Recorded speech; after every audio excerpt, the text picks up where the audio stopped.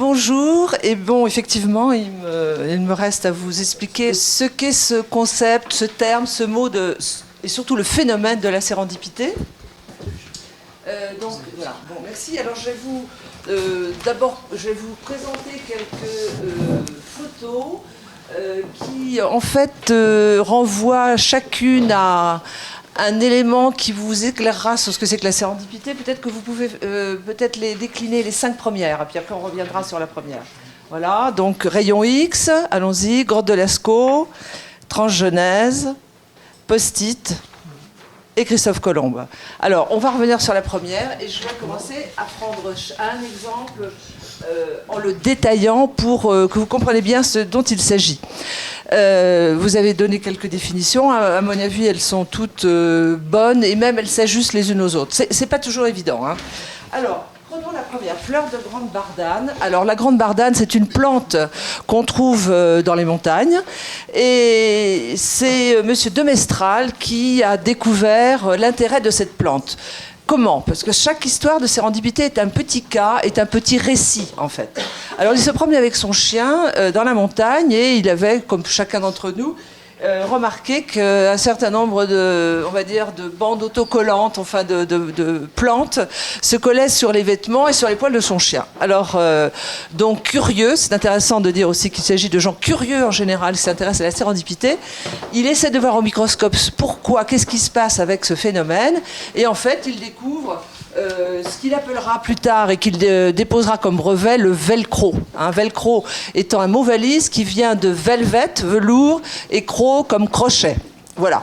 Alors ça, c'est la première histoire. Donc vous voyez, une histoire tout à fait banale, quelqu'un curieux d'un phénomène, d'un fait inattendu, qui essaie de l'interpréter de façon positive, heureuse, explicative. Alors les rayons X, c'est aussi une grande histoire, et vous, ici, vous devez, je pense, être sensible au rôle qu'a eu Röntgen dans cette histoire des rayons X. Alors les rayons X, prenons, c'était la fin du 19e siècle, la plupart des physiciens s'intéressaient aux rayons cathodiques. Et Röntgen, un peu plus curieux aussi et persévérant que les autres, s'est un jour enfermé dans son laboratoire et a essayé de découvrir pourquoi une plaque devenait lumineuse, etc. Il a découvert effectivement qu'il pouvait mettre entre l'anode et la plaque un certain nombre d'objets, que ces objets étaient transparents. D'où cette photo, qui est une photo emblématique, puisque en fait c'est la main de sa femme, et c'est une exposition à 20 minutes à ce moment-là. Donc voilà ce qu'il a trouvé. Ensuite, il est resté 3 semaines tout seul enfermé, parce qu'il était tellement fasciné par ce qu'il avait trouvé, avant de vouloir décrire ce phénomène. Là, on remarque qu'en général, les gens qui découvrent ont plusieurs attitudes. Soit c'est Eureka, ou alors je vais essayer d'aller plus loin pour essayer de comprendre l'histoire qui m'est arrivée. Troisième slide. Alors, la grotte de Lascaux, c'est aussi un phénomène de sérendipité. Alors, la grotte de Lascaux, qu'est-ce que c'est ?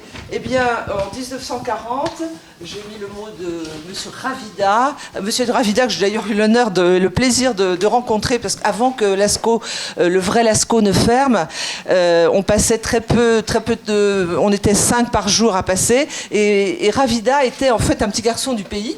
C'était Montignac, en Dordogne. Et l'histoire, pareil, un autre récit. 4 petits écoliers d'une dizaine d'années avec le chien robot se promènent comme beaucoup d'enfants dans les forêts, courent, etc. Et à un moment donné, le chien robot court après un lapin. Le lapin disparaît dans un trou de 20 cm. Le détail est intéressant. Et donc, plus de lapin, le chien reste au bord du trou. Et ce trou était intéressant parce qu'il était, en fait, c'était le résultat d'un arbre qui était tombé. À la base, il y avait le trou qui correspondait un peu au pied de l'arbre. C'est tout. Personne n'avait vraiment remarqué. Et quand même, les garçons disent « Mais qu'est-ce que c'est que ce trou ?» Et ils laissent tomber des cailloux pour voir si ce trou était important. Et ils entendent effectivement une sorte de cavité, un bruit de cavité. Ils disent, mais c'est pas seulement un trou. Ils pensaient que c'était le château de Montignac qui était à côté, et les douves qui venaient jusque-là. Et bon, ils reviennent et puis ils racontent à leur instituteur ce qui vient de se passer. L'instituteur, un peu douteux, mais enfin doute de cette affaire, mais 4 jours après va avec eux et ils vont sur les lieux donc de ce trou de 20 cm. Ils l'écartent et ils descendent en bas et ils voient effectivement ce qu'on appelait la plus belle cathédrale du monde, hein. Donc le Magdalénien, les chambres magnifiques des taureaux, etc. Et à ce moment-là, l'instituteur va voir l'abbé Breuil, qui était un paléontologue, et toute l'histoire de Lascaux vient de, vous voyez, de ce chien qui courait après un lapin. Vous voyez, des histoires assez, on va dire, simples, mais qui sont à l'origine de découvertes assez extraordinaires. Autre slide. Alors la transgenèse. La transgenèse, c'est l'autre mot de ce qu'on appelle les OGM, hein. Alors le phénomène de la transgenèse, c'est en fait on introduit des gènes dans un organisme vivant. Et en général, il se passe un certain nombre de phénomènes. Et on peut, à partir de cette transformation de l'organisme, on peut activer et sélectionner des caractéristiques qui vont rendre cet organisme vivant, plus résistant, etc. Et en général, la transgenèse qui avait été trouvée par tâtonnement, le but c'était de sélectionner en fait les meilleures réplications, celles qui correspondaient à ce qu'on voulait. Bon, par exemple, si c'était une plante, comme les pétunias, il fallait essayer de retrouver dans toute la descendance ceux qui étaient les plus violets. Et puis un chercheur qui s'appelle Hervé Vaucheret, que j'ai rencontré, jeune chercheur, vient dans ce laboratoire de l'INRA et s'aperçoit que finalement il y a plein de choses qui sont jetées, qu'on met à la poubelle, et notamment les réplications qui ne correspondent pas à ce qu'on veut, c'est-à-dire des fleurs qui sont toutes blanches alors que toutes leurs congénères sont violettes, etc. Et lui se met à s'intéresser à justement ces aberrations et en fait inverse la recherche et se met à s'intéresser à tout ce qui ne marche pas dans une transgenèse génétique. Voilà.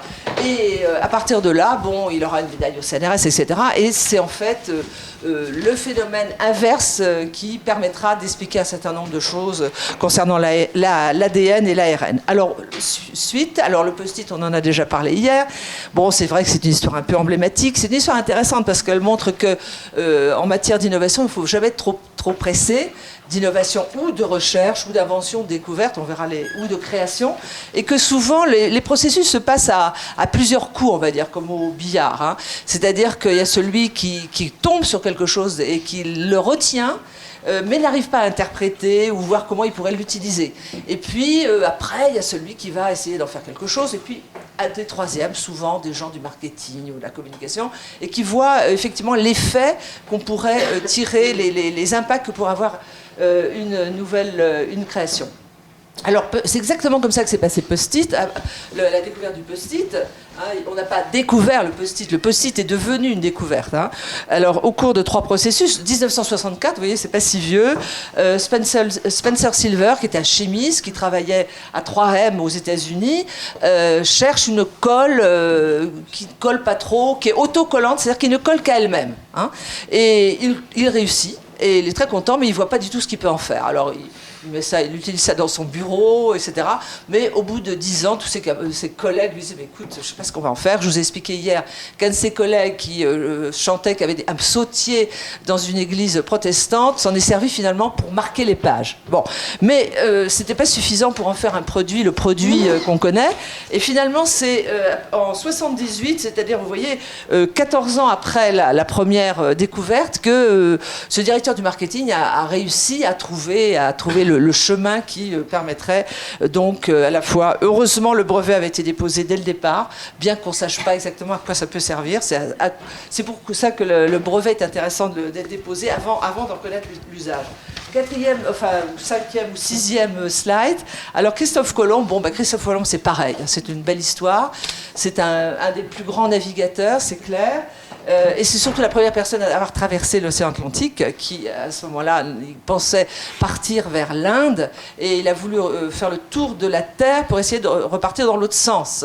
Il est tombé, bien sûr, sur la Dominique, hein, on dit que c'est la Dominique, dans les Caraïbes, sur laquelle il est tombé le premier. Bon, son bateau avait été affrété par Ferdinand, c'était le grand moment de l'Espagne à ce moment-là, et on lui avait même dit qu'il deviendrait vice-roi des Indes, parce que le projet était d'arriver quand même dans les Indes. Et finalement, il a fait 4 expéditions. Il est mort après la 4e. Et il n'a pas vraiment profité de ce qu'il avait découvert, pas de son titre, rien du tout. Et ce qui est quand même assez étonnant, c'est qu'il n'a jamais su qu'il avait découvert un autre pays que les Indes. Il est mort en pensant qu'il avait débarqué dans les Indes. Hein. Donc c'est aussi assez intéressant. Alors voilà, donc tous ces exemples sont assez emblématiques. Et je voulais vous montrer pourquoi ce sujet est intéressant, si vous voulez. Parce qu'en fait, c'est un sujet empirique, c'est pas un sujet théorique, la sérendipité. On tombe sur des histoires, vous savez, la notion d'accident. Accident, c'est tomber sur un événement, un fait, une donnée complètement inattendue et en faire quelque chose. Et à chaque fois, ce sont des cas et des récits. Alors, les définitions, elles sont multiples, etc. Donc, j'ai pris celle de Philippe Quéot, l'art de trouver ce qu'on ne cherche pas en cherchant ce que l'on ne trouve pas. Bon, c'était aussi un effet, j'allais dire, rhétorique. Nous, on dit que, en fait, c'est l'art de faire une inférence réussie à partir d'une observation surprenante.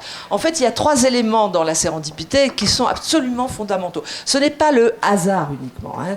Il y a plein de choses qui nous arrivent, des hasards dans la vie dont on ne fait rien, heureusement. Mais il y a des hasards qui sont extrêmement intéressants. Vous rencontrez quelqu'un et vous apercevez que finalement, c'est exactement la personne qui va vous aider à trouver ce que vous êtes en train, un travail. Bon, ça, c'est plus qu'un hasard. C'est vraiment une opportunité et à ce moment-là, les effets vont être intéressants. Donc, trois étapes.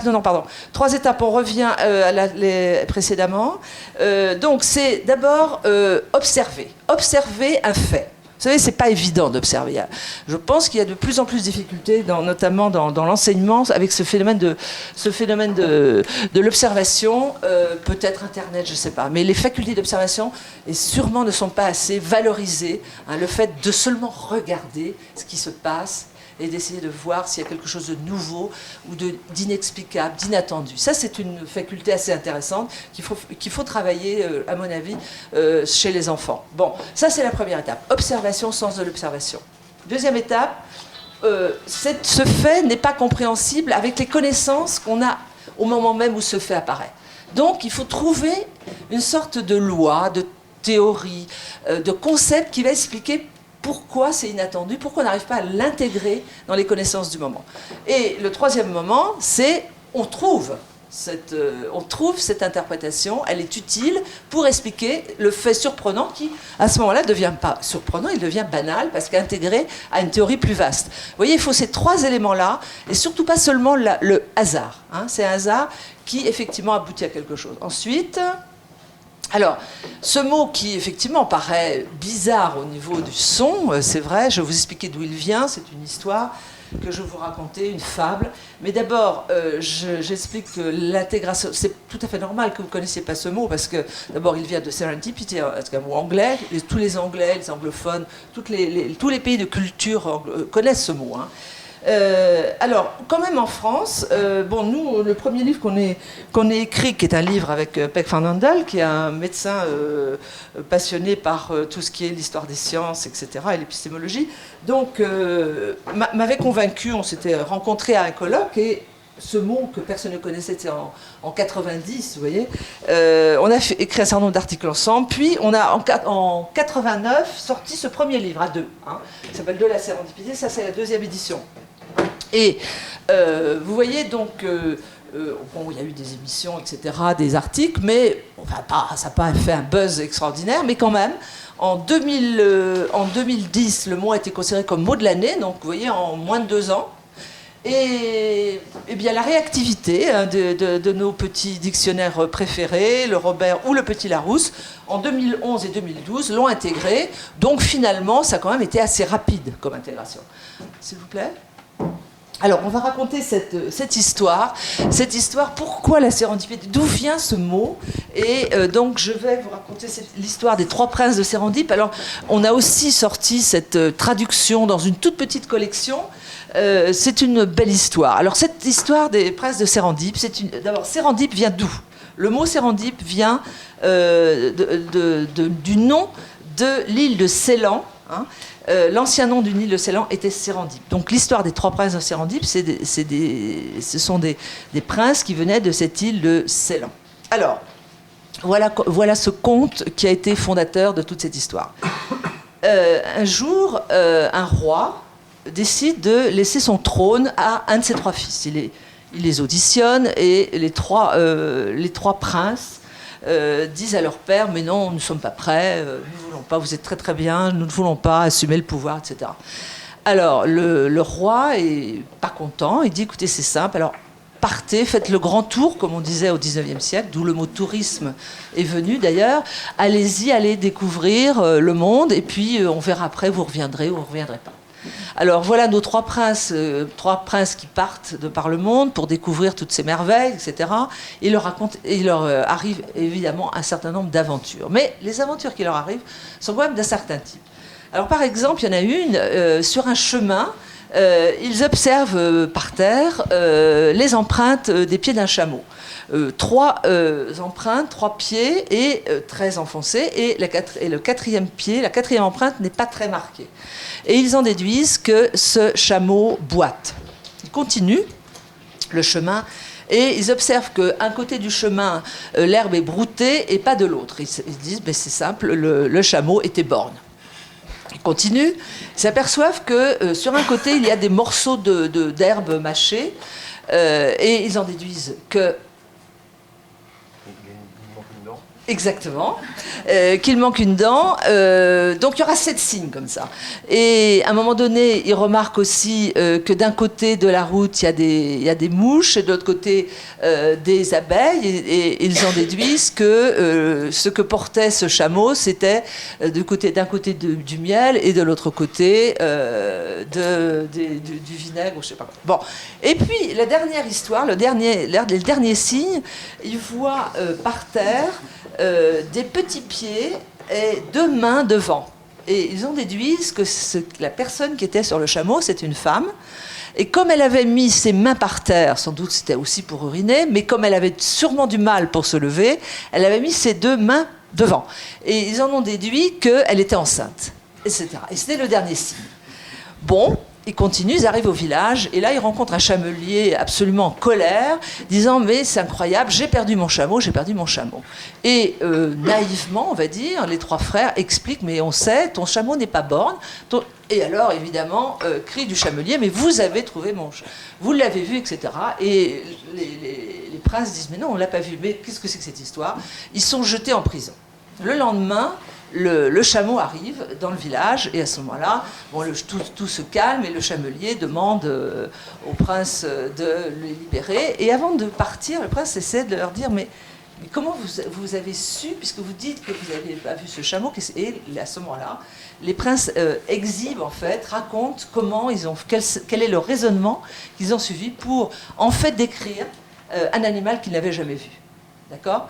Alors, on continue. Donc ça, vous voyez, c'est une histoire en fait, c'est une histoire qu'on retrouve au Moyen-Orient, en Orient et même en Afrique. On a découvert des traces de ce conte qui est toujours sur le même motif, en fait. C'est une énigme, on verra par la suite. C'est une énigme qui est découverte. Vous voyez, l'énigme, ça nous renvoie aussi à notre passé grec. Mais en fait, c'est quelque chose d'assez partagé dans toutes les cultures. Alors... François Flahault, qui est un philosophe et maintenant s'intéresse beaucoup aux contes, il considère que c'est plus intéressant de s'intéresser à tous les contes, parce que les contes sont tous porteurs d'une sagesse extraordinaire. Et on retrouve beaucoup cette histoire de quelqu'un qui n'est pas toujours, qui n'est pas gagnant au départ. C'est pas un gagnant. Hein. Les princes de Sérendip ne sont pas des gagnants. Et là, dans cette histoire de ce conte, c'était des 3 frères qui voulaient répondre à la princesse qui avait fait un appel dans tout son royaume pour essayer de rencontrer l'homme de sa vie. L'homme de sa vie étant celui qui résoudrait une énigme. C'est intéressant quand même. Bon. Et tous les hommes du royaume vont à la cour et essaient de se faire valoir et arrivent complètement en sueur, sales, avec des objets qui n'ont rien à voir avec des trésors qui pourraient séduire la princesse.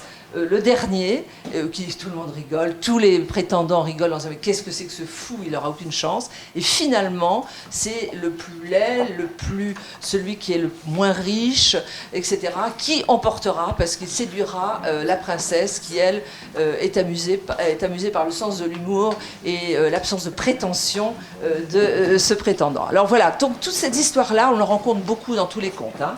Et c'est toujours la même chose, hein. C'est un motif central.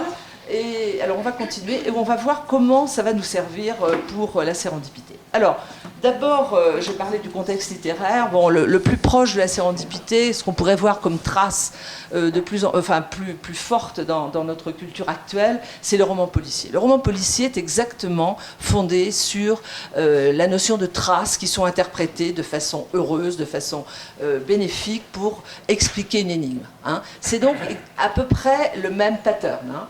Donc, Conan Doyle, mais il n'y a pas que Conan Doyle, il y a Arsène Lupin, etc. C'est toujours le même. Mais je pense que Sherlock Holmes est allé au bout de cette idée, comment on fait des inférences à partir de boue ou d'argile qui est sur une chaussure.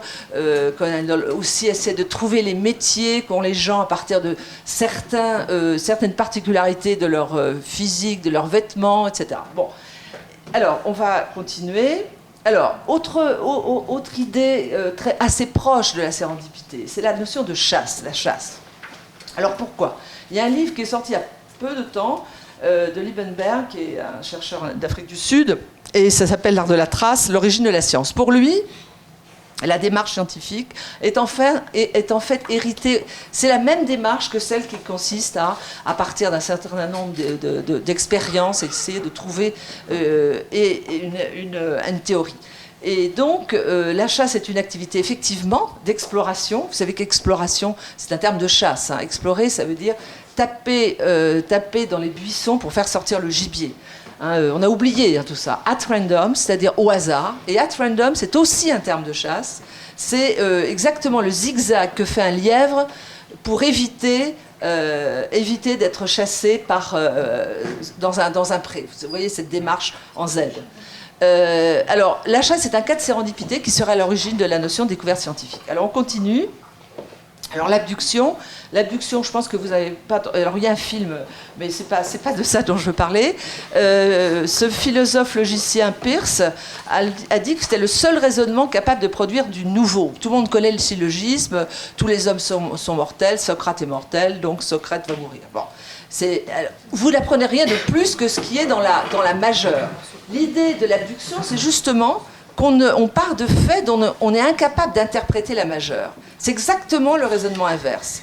Et donc, l'abduction, la différence de l'induction à l'abduction, consiste dans l'étude des faits et dans... Je ne sais plus, peu importe. Donc, l'abduction, c'est un raisonnement. Alors, je vais vous en donner un qui est très simple. C'est celui de Peirce. Vous avez des haricots blancs sur une table. Et puis, sur une table à côté, vous avez un sac de haricots blancs. Le raisonnement abductif, ça va être de dire... Ces haricots blancs proviennent de ce sac. Mais vous voyez bien que c'est un raisonnement seulement plausible. Il peut être complètement contredit, en fait, si d'abord il y a un sac à côté, un autre sac blanc, etc. Donc le raisonnement abductif, qui est très intéressant en science, parce que, évidemment, en science, on ne connaît pas le théorème, sinon on ne chercherait pas. Hein, c'est ce que disaient les sophistes. On ne sait pas exactement quelle est la règle générale, sinon les faits ils seraient tout de suite interprétés. Donc ce raisonnement abductif, à mon avis, est extrêmement intéressant, et on n'en parle pas beaucoup. Mais, à mon avis, il est important. Alors, on continue. Alors, pour Umberto Eco, que tout le monde connaît, bon, lui, c'est un pic de la Mirandole, mais assez génial, parce que toutes ces choses l'intéressent. Hein, il essaie de fouiller. Alors lui, il a essayé, dans un de ses livres, de travailler aussi sur la sérendipité, et il a beaucoup parlé de ce raisonnement de l'abduction surcodée. Donc on passe d'un fait à un autre fait. Bon, ça, c'est le post-it, il n'y a pas de théorie. Hein. Quelque chose d'assez intéressant, c'est l'abduction sous-codée. On passe d'un fait, mais pas un autre fait, on passe d'un fait à une règle. Comment on va trouver la règle? Et là, il cite l'exemple de la vaccination, que vous connaissez peut-être de Jenner, comment Jenner, dans la campagne anglaise, tombe sur une trailleuse de vache, une vachère, je crois, et elle lui dit « Mais moi, je suis immunisée contre toutes les maladies, etc. etc. » Elle disait ça comme ça, et elle avait d'ailleurs éprouvé ça. Et Jenner est très intéressé, fouille l'affaire, etc. Il finit par découvrir le principe de l'immunisation par le vaccin. D'ailleurs, le vaccin vient du mot « vaca », qui veut dire vache. Et donc, c'est tout le contexte de la découverte du vaccin vient de cette réflexion d'une jeune paysanne qui, en fait, avait tout à fait raison, mais il n'y avait pas d'explication possible à ce moment-là. Il manquait justement la recherche qui permettrait d'expliquer, d'englober le fait surprenant dans une théorie qui la rend complètement intégrée. Alors, l'abduction créative, c'est aussi une autre histoire, mais là, on pourrait y passer la journée. C'est l'histoire de Kandinsky. Alors, je vous signale que toutes ces histoires-là, c'est pas moi qui les ai inventées, c'est pas seulement du Wikipédia. Nous, ce qu'on a vraiment tenu à faire, parce qu'il sort beaucoup de choses sur la sérendipité, tout le monde a le droit, c'est un champ ouvert, tout le monde a le droit de s'en emparer, pas de problème. Mais nous, ce qu'on a voulu faire, c'est pas de rêver sur la sérendipité, ou seulement de plaire, de séduire avec cette histoire qui est quand même assez extraordinaire. C'est de voir si les gens qui sont tombés sur ce phénomène, comment ils ont réagi. C'est ça qui est intéressant. Hein. Enfin, moi, c'est ce qui m'intéresse, voir comment quelqu'un réagit à un événement complètement surprenant. Vous savez, il y a des gens qui ne réagissent pas. Hein. Je suis sur mon chemin, on m'a dit de faire ça, on voit très bien ça en science, il y a des projets de recherche, vous faites votre projet de recherche, surtout si vous découvrez quelque chose, comme on dit, sur le bord du chemin, et qui ne rentre pas dans le cadre de la recherche, surtout on ne s'en occupe pas, on ne sait jamais, ça peut créer des... Et là, il y a des personnalités, il y a des structures, j'allais dire, psychologiques complètement comme ça, on va là-bas. Et puis, il y a beaucoup de gens, souvent des gens assez, comme on appelle ça, non manageables, plus curieux que les autres, et qui, eux, vont s'intéresser précisément à toutes les petites fleurs qui sont au bord de la route. Et parmi ces petites fleurs, alors on appelle ça des gens qui se dispersent, des gens imaginatifs, mais quelquefois ce sont des gens qui tombent sur des événements absolument fondamentaux que tous ces gens qui suivent la règle je vais là-bas et je ne regarde rien ne trouvent jamais. Vous voyez, donc il faut de tout pour faire un monde. Et ces gens qui s'intéressent aux petites fleurs au bord de la route, comme on dit, ils sont très intéressants. Alors, Kandinsky, quelle est l'histoire de Kandinsky? Kandinsky, ce peintre merveilleux, qui est en fait, on dit fondateur, enfin celui qui a théorisé dans son journal comment il avait trouvé l'art abstrait, voilà comment ça se passe. Il se promenait dans la campagne et il peignait en plein air. Et puis il rentre à l'heure du crépuscule dans son atelier à Paris. Et l'idée de crépuscule est intéressante parce que la lumière n'était pas justement très claire. Vous voyez, il ne faut pas toujours être éclairé pour découvrir les choses. Et alors, lui, il tombe sur un tableau chez lui. Il dit, mais qu'est-ce que c'est que ça? Je ne comprends pas cette peinture. Et finalement, il regarde de plus près, il s'aperçoit que c'était une de ses peintures, mais qui avait été mise sur le champ opposé. Donc l'objet qu'il avait peint n'avait plus de sens en tant que figuratif, peinture figurative. Il avait commencé par du figuratif. Hein. Et tout d'un coup, toute la réflexion qu'il aura à ce moment-là, c'est de dire, mais au fond, est-ce qu'on a vraiment besoin de figurer quelque chose quand on fait de la peinture? Et cette simple question, c'était déjà le début de l'art abstrait. C'est-à-dire, est-ce qu'il faut figurer un objet pour réellement faire de la peinture, montrer ce que sont les couleurs, composer un tableau, etc. Et il explique très bien ça dans son journal. Hein. Et là, donc, c'est tout à fait par hasard, un soir, au crépuscule, qu'il tombe sur cette affaire. Et après, donc, il fondera l'art abstrait, jusqu'à la fin de sa vie, il fera de l'art abstrait. Bon. Et puis, alors, donc... la méta-abduction, vous avez besoin de faire un raisonnement juste un peu plus haut, parce que le fait surprenant sur lequel vous êtes tombé, vous n'arrivez pas à trouver, si vous voulez, la théorie, la loi qui l'englobe. Et là, alors, on tombe sur des vraies révolutions scientifiques, comme celle de Newton. Hein. Donc il faut absolument élaborer une théorie très sophistiquée pour essayer de comprendre ce qui s'est passé. Après, s'il vous plaît. Alors, maintenant, on va passer à d'autres éléments, toujours dans le champ de ce que j'appelle la sérendipité. Bon, les effets pervers, vous allez me dire, mais quel rapport avec les effets pervers? C'est un peu la même chose. C'est-à-dire que les effets pervers, vous faites quelque chose pour atteindre un certain but, et finalement, vous n'atteignez pas ce but, mais vous atteignez autre chose. Alors, la question, c'est, est-ce que c'est bien, c'est mal? Est-ce que c'est heureux, malheureux? Ça dépend des contextes. Alors, Merton, qui était un sociologue des sciences, s'est beaucoup intéressé, bien sûr, ça a été en fait le premier qui s'intéressait vraiment à la sérendipité, et puis aussi un article qu'il avait écrit en 1936 que je trouve assez intéressant, il n'est jamais revenu sur cette affaire, les conséquences inattendues, non prévues, voire contre-productives des actions et des décisions humaines. C'était bien au-delà de la science, ça l'intéressait, ce phénomène-là l'intéressait. Alors il y a Raymond Boudot en France, et puis voilà, et Jean-Pierre Dupuis sur les paradoxes de l'erreur créatrice. Alors là aussi, vous allez voir, je parlais tout à l'heure dans le conte du pauvre Herde qui arrive donc voir la princesse avec les moindres chances possibles et finalement qui gagne.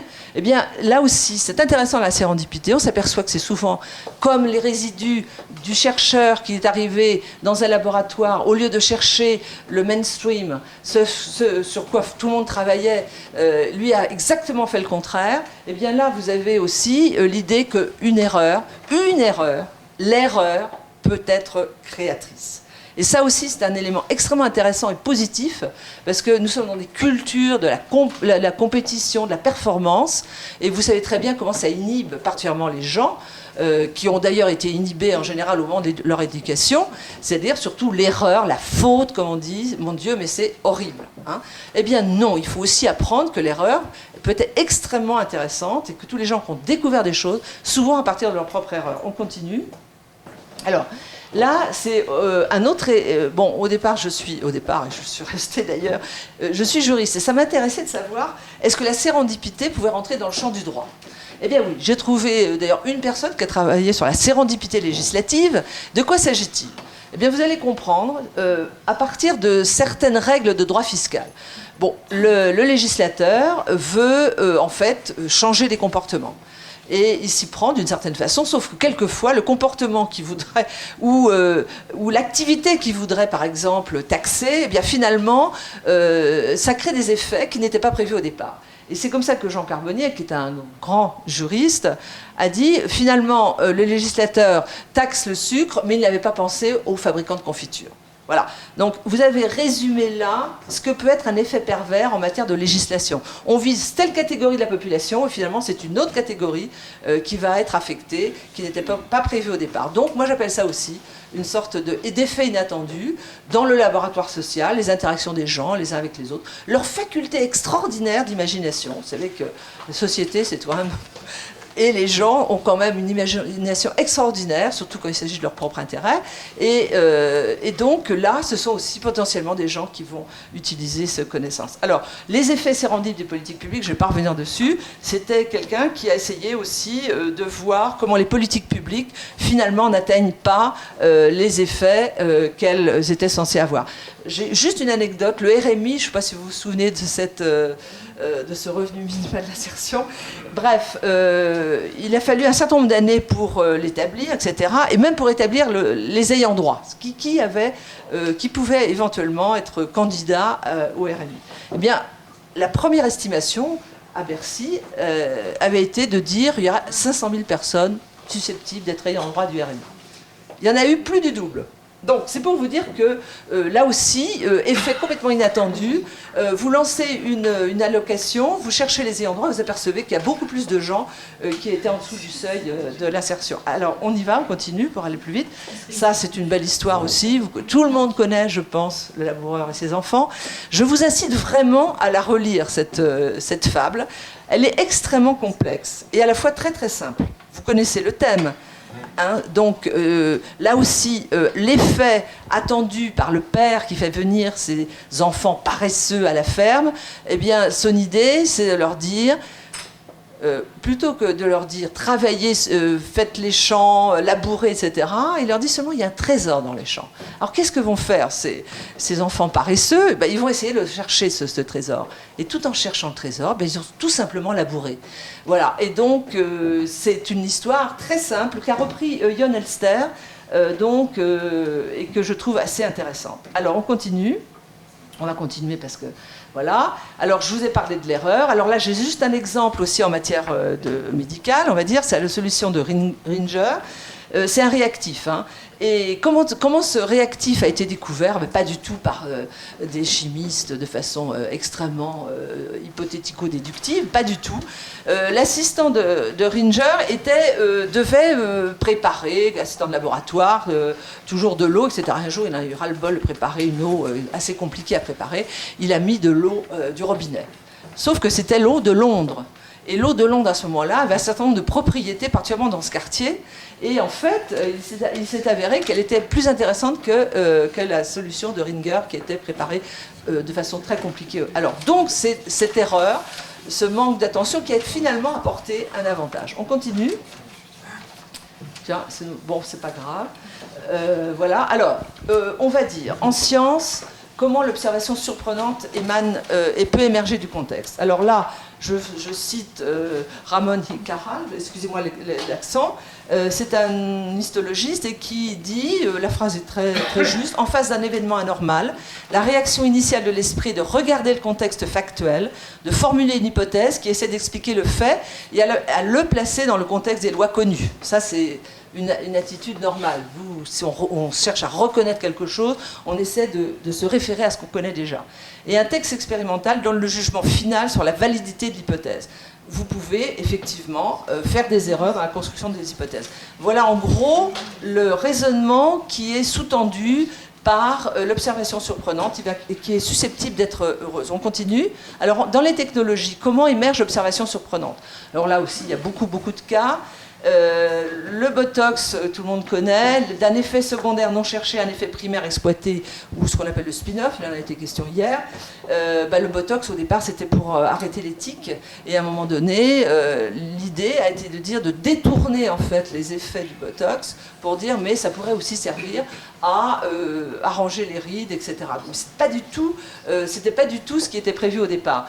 Bon, la carte de crédit, c'était pas du tout ça, c'était en fait une carte de membre au départ, à New York, au 19e siècle. Elle est devenue carte de crédit, mais elle n'était pas ça du tout au départ.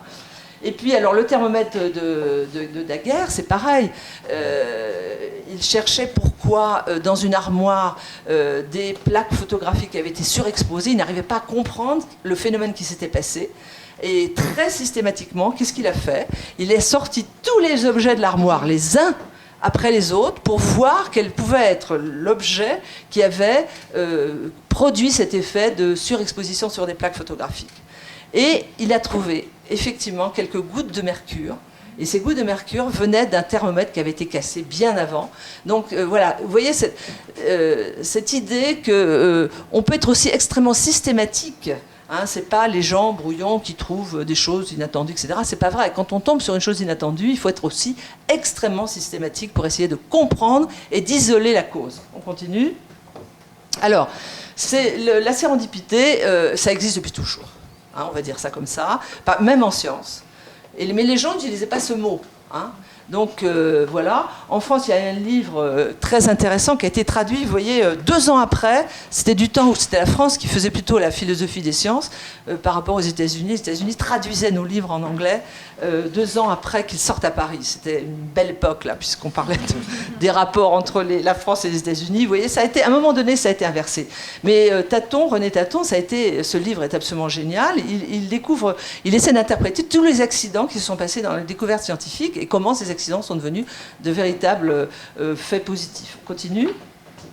Alors, les applications de la sérendipité, alors bon, c'est vrai qu'elles se passent essentiellement au moment de la découverte, hein, dans les sciences et les techniques, on en a déjà parlé, dans l'art, même y compris dans la politique et dans la vie quotidienne. Dans la politique, il y a une très belle histoire, celle de Rosa Parks. Je ne sais pas si vous vous souvenez de Rosa Parks, c'était cette femme noire qui a un jour refusé d'aller au fond des bus en Alabama, parce que c'était une couturière, elle était fatiguée, et les Noirs étaient censés aller au fond des bus, et les places devant étaient réservées aux Blancs. Un jour, elle monte dans le bus, et fatiguée, il n'y avait pas de place derrière, elle se met devant. Et elle a un procès verbal, etc., mais ça, c'est pas trop grave. Mais surtout, qu'est-ce qui se passe? Eh bien, on dit que c'est le moment qui a déclenché en fait tout le mouvement des civil rights aux États-Unis et qui a conduit à Martin Luther King, etc. Et bien sûr à l'élection d'un black, on va dire, à la tête des États-Unis après tant d'années. C'est quand même assez extraordinaire. Hein. Donc, Rosa Parks, petite couturière qui refuse dans un pays profondément marqué par l'apartheid, enfin, la séparation absolue des Noirs et des Blancs, eh bien, son geste de refus, a provoqué en fait une révolution fondamentale dans ce pays. Et c'était pas prévu. C'était d'autant pas prévu qu'elle l'avait fait 10 ans avant. 10 ans avant, ça n'a pas marché. D'autres gens avaient essayé de le faire. Ça n'avait pas marché. Etc., etc. Et on sait pourquoi, je ne peux pas vous raconter tout. Elle a fait ça à un bon moment. C'est-à-dire que ce n'était pas seulement son geste, c'était le fait aussi d'avoir trouvé le bon contexte pour que ce geste soit finalement efficace. D'accord ? On continue. Alors, au niveau de la découverte se fait au niveau, donc, au début, hein, la sérendipité au début, et puis aussi les usages. Et ce qui est très intéressant, c'est en fait tous les usages détournés dont j'ai commencé à vous parler. Hein, les usages détournés, particulièrement dans les technologies, c'est assez fondamental. Donc, juste, je poserai les portables. Vous savez, les SMS, au départ, c'était pas du tout prévu pour les utilisateurs de mobile, hein, comme nous. C'était purement des messages qui devaient s'adresser aux techniciens. Et ça a été repris par la communauté des gens qui utilisaient les mobiles. Ils ont trouvé ça très, très bien. Et c'est devenu effectivement les fameuses SMS. Au départ, ce n'était pas prévu pour ça. On continue. Alors, là, en matière de technologie, c'est intéressant parce que, bon, alors, les conditions nécessaires, ce sont des inventions techniques, évidemment, des usages sociaux massifs et des agrégations et des convergences socio-techniques. Alors là, il y a plein d'exemples. Bon, ben là, le SMS en est un, mais il y a aussi beaucoup d'autres exemples. On va continuer. Les usages sociaux sont détournés, donc je vous ai parlé des SMS. Anecdotique, les iPhones au départ ne devaient pas non plus avoir le succès qu'il avait. Et puis de même la géolocalisation au départ n'était pas du tout prévue pour les usages suivants. Alors on continue. Bon, le crowdsourcing, on va pas en parler, l'intelligence collective, il en a déjà été question. Mais enfin, sachez quand même qu'en Afrique, justement, rareté, urgence, nécessité, pas de banque, etc., eh bien, le mobile joue un rôle extraordinaire. Le mobile est utilisé comme banque, en fait, hein, en Afrique. Donc ça aussi, c'était pas prévu. Ça marche très, très bien. Donc, voilà. Alors, juste une seconde. Catastrophe, urgence. Oui. Beaucoup de gens ont essayé de montrer aussi que les technologies, disons l'imagination marche très très bien dans des cas de rareté, de pauvreté. Donc c'est pas parce que vous avez beaucoup, il en a vaguement été question hier, c'est pas parce que vous aurez plein d'argent, je le dirai pas devant les financiers de la recherche, mais c'est pas obligatoirement l'argent qui crée l'innovation. Loin de là, ça peut être la rareté, la difficulté à trouver, etc. Et l'urgence. Alors là, justement, la plateforme Ushahidi, Ushahidi veut dire témoin en Swahili. Et c'est ce qui s'est passé à Haïti. Je ne sais pas si vous vous souvenez de cette catastrophe, qui n'est d'ailleurs pas, qui est toujours assez catastrophique. Et il y a eu beaucoup d'inventions qui ont été faites à ce moment-là. Comment les outils ont été utilisés? Parce que il fallait absolument trouver là où étaient les blessés, les morts, etc. Et avec un contexte technologique nul. Donc il a fallu avoir beaucoup d'imagination pour inventer des choses. On continue. Voilà, donc on continue et je crois qu'on va arriver à la fin. Alors j'aime beaucoup cette image de Daumier. Je pense que... Voilà ce que c'est que quelqu'un qui observe à l'œil nu, avec une certaine naïveté, je répète, naïveté, hein, il ne faut pas être obligatoirement intelligent pour observer, il faut seulement avoir le don de l'observation. Et puis le chercheur qui cherche avec ses lunettes et qui ne trouvera jamais rien. D'accord ? Nous, on a plein de chercheurs comme ça, partout dans tous les domaines. On continue. La sérendipité, donc, c'est enlever ses œillères. Les œillères, c'est terrible. Terrible, nous en avons tous. Hein, voilà. Il faut faire extrêmement attention à un moment donné si on veut s'inscrire dans une démarche d'innovation, d'invention, de découverte, enlever ses œillères. Développer l'imagination et l'observation. Ça, je peux vous dire qu'on ne voit pas beaucoup ça. Hein. Ça paraît même ringard. Vous voyez ? Moi, je trouve que c'est fabuleux. Il faut apprendre à observer. La nature, entre autres, est un bon exercice. Il faut expérimenter, hein, et pas seulement expérimenter en sachant qu'on peut aussi échouer. L'expérimentation n'est pas seulement je réussis l'hypothèse que je pose. Ça ne marche pas. Hein. Claude Bernard a découvert plein de choses par l'expérimentation. Redécouvrir la liberté d'explorer, de tâtonner et d'apprendre, ça me paraît fondamental. Laisser aussi la démarche à chacun, aux enfants, aux élèves, aux lycéens, aux jeunes étudiants, leur donner la possibilité, comme je vous ai dit, de se tromper, mais aussi de retrouver ce plaisir de l'exploration, du tâtonnement, de l'apprentissage. On continue. Alors là, c'est la dernière histoire, et après je vous laisse. Alors cette histoire, c'est l'île de Pâques. Tout le monde connaît c'est magnifique. C'est absolument, à chaque fois, on est impressionné par ça. Mais à quel prix ? À quel prix ? L'île de Pâques, c'est une civilisation qui a disparu. Hein, il ne reste plus rien. Tout ce qui est, vous pouvez y aller, c'est au sud du Chili, mais il ne reste plus rien de cette civilisation. Et un certain nombre de gens ont découvert quel a été le processus qui a fait que cette civilisation absolument extraordinaire a disparu. L'hypothèse, hein, il faudrait aussi vérifier, c'est qu'à un certain moment, ils ont voulu ériger en fait des statues contre l'ennemi. dans cette île quand même assez isolée. Hein. Et pour ériger ces statues, qui sont extrêmement hautes, hein, je sais pas, bon, il fallait des mâts.